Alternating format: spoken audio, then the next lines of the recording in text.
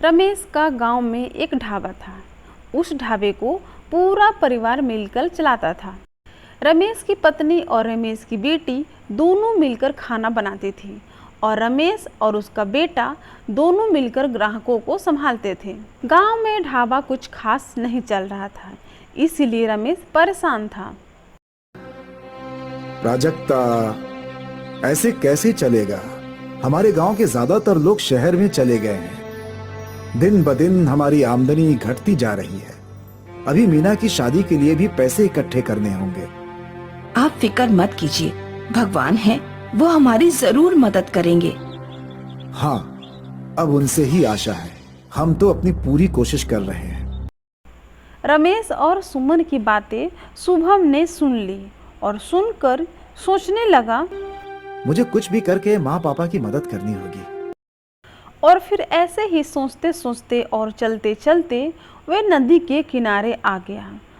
उसका गांव नदी के किनारे बसा था और यही नदी उसके गांव को कई गांवों से जोड़ा करती थी।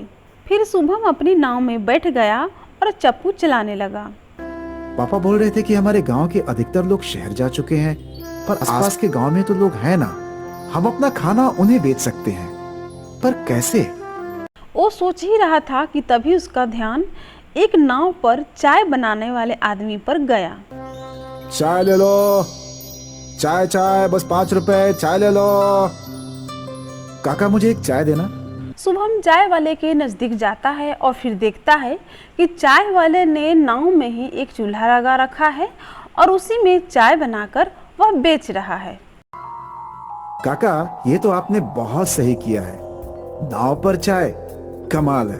पहले मैं भी दुकान में चाय बेचता था बेटा, पर इतनी आमदनी नहीं हो रही थी, तो सोचा नाव पर बेचूं और मेरा फैसला सही निकला। अब सुबह निकलता हूँ और एक गांव से दूसरे गांव दिन भर चाय बना बना कर बेचता रहता हूँ। धन्यवाद काका। किस लिए? मेरी मदद करने के लिए। शुभम ने नाव मोड़ ली और वापस अपने गांव पहुंच गया। अब पापा, अब मुझे एक रास्ता मिल गया है। कैसा रास्ता बेटा? आमदनी बढ़ाने का। पापा, हम नाव पर खाना बेचेंगे। क्या?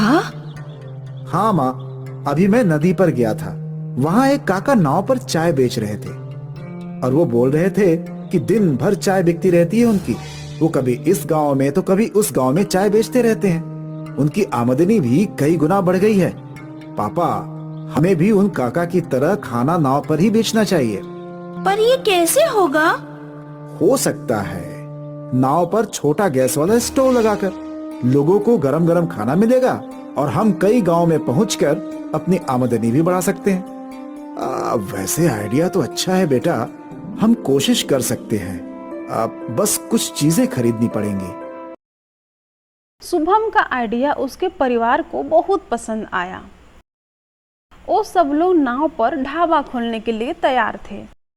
रमेश और शुभम ने बाजार जाकर छोटे गैस वाले स्टोव खरीद लिए और फिर उन्होंने अपने नाव पर बर्तनों और स्टोव को सेट कर लिया। और यहाँ पर मीना और सुमन ने आधा खाना बनाने की तैयारियां शुरू कर दी। और फिर सारा तैयार सामान लेकर मीना और सुमन ने नदी के किनारे पहुंचे। सभी ने भगवान से प्रार्थना की और नाव पर निकल पड़े और दूसरे गांव जाकर फिर खाना, स्वादिष्ट खाना, सब्जी, रोटी, पनीर, दाल, चावल, जो चाहिए सब मिलेगा। रमेश ने अपनी नाव किनारे ले ली और सब लोग नाव के किनारे आए। अरे भाई, ये नया क्या है? ये नया ढाबा है। यहाँ आपको खाना मिलेगा, वो भी गरम गरम, कम दामों में। अच्छा, क्या क्या है खाने में आपके पास? दाल तड़का, चावल, पराठा, पनीर मखनी, गोभी की सब्जी, रोटी, छोले, पूरी भाजी। अरे बाप रे, इतना सब कुछ! अब मुझे तो 2 पराठे और पनीर की सब्जी दे दो भाई। जी। तब मीना ने पनीर की सब्जी गरम करी और सुमन ने पराठे बना दिए। कितना हुआ? बस 70 रुपए भैया। अरे वाह, किफायती है। हमारे गांव के होटल में इतने के 120 रुपए लग जाते हैं। दाम सुनकर कई ग्राहकों ने फिर ऑर्डर दिए। दाल तड़का और जीरा राइस पार्सल कर दो भाई। मुझे 2 पूरी भाजी दे देना। जी भैया। फिर सुमन और मीना फटाफट खाना बनाने लगी और रमेश और सुमन ग्राहकों को परोसने लगे। पहले ही दिन गांव में उन्हें 8 से 10 ग्राहक मिल गए। जब ग्राहक आना खत्म हुए तब रमेश ने नाव चलाना शुरू कर दिया। वे लोग फिर अगले गांव पहुंचे और वहां पर भी कई ग्राहकों ने एक एक करके उनसे खाना खरीदा। फिर अगले गांव। ऐसा करते करते रमेश का तैरता ढाबा 8 गांव घूम चुका था। प्राजक्ता, आज एक दिन की कमाई 4000 रुपए हुई। ये तो हमारे ढाबे पर हफ्ते भर में नहीं होती। हाँ शुभम, तुम्हारा ये आइडिया कमाल का है।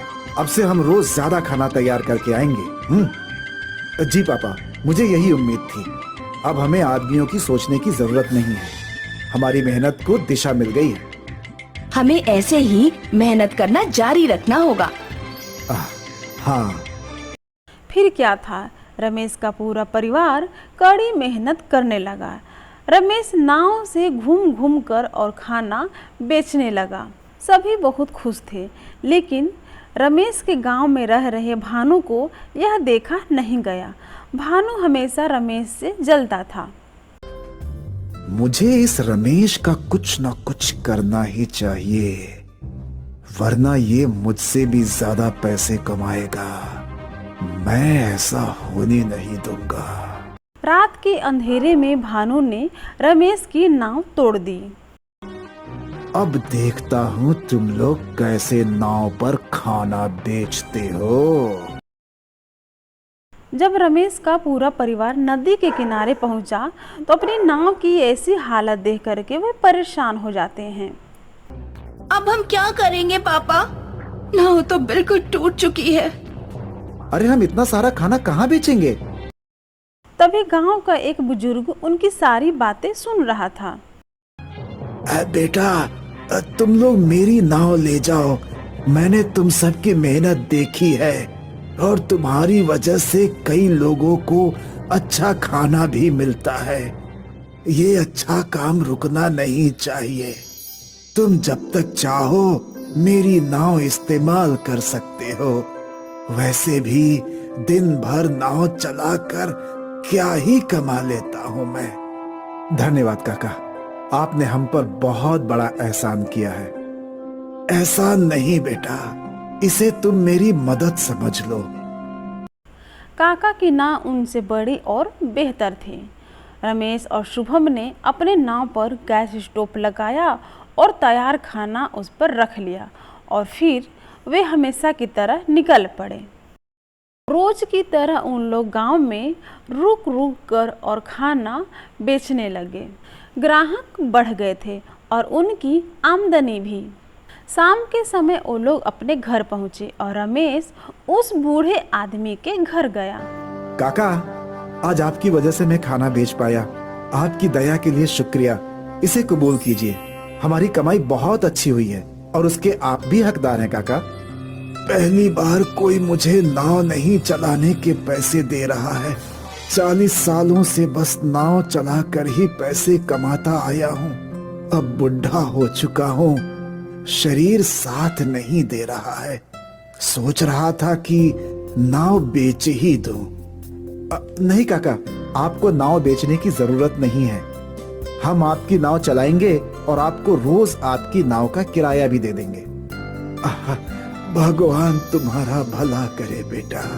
फिर बूढ़े आदमी ने रमेश को नाव देने की मदद की और रमेश ने बूढ़े आदमी को नाव का किराया देने की बात की और उसकी मदद की।